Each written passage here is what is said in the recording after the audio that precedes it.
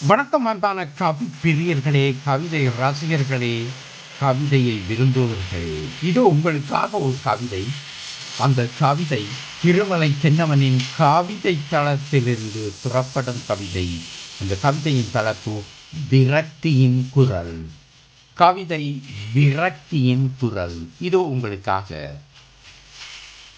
வீட்டில் தொங்கும் கடிகாரம் கூட என்னை வெறுக்கிறது.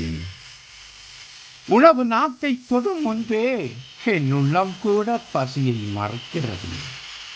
தூக்கத்தின் இருளில் நிம்மதி இல்லை.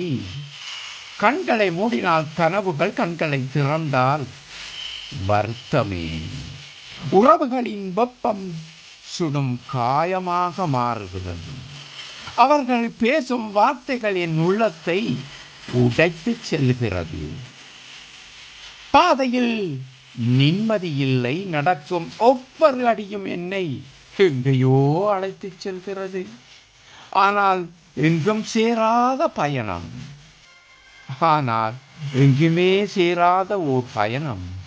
காலத்தின் ஓட்டம் நிம்மதியை ஏதோ பறிக்கிறது. நேற்றைய நாளை நினைத்தால் மனத்தில் கசப்பு. இன்றைய நாளை பார்த்தால் மனத்தில் குழப்பம். நாளைய நாளை நினைத்தால் ஏதோ ஒரு வகை பயம். உள்ளத்தின் ஆழத்தில் குரல் மோதுகிறது.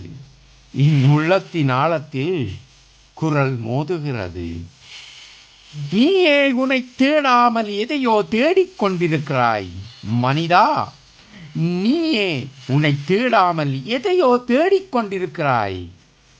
அந்த குரல் மீண்டும் மீண்டும் என்னுக்குள் ஒலிக்கிறது. அந்த குரல் மீண்டும் மீண்டும் என்னுக்குள் ஒலிக்கிறது. நன்றி அன்பான கவிப்பிரியர்களே.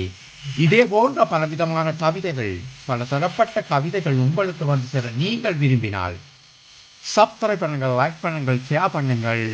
மீண்டும் ஒரு அழகான கவிதையுடன் உங்களை சந்திக்க ஆவலாயிருக்கும் உங்கள் அன்பு கவிஞன் திருமலை தென்னவன். நன்றி.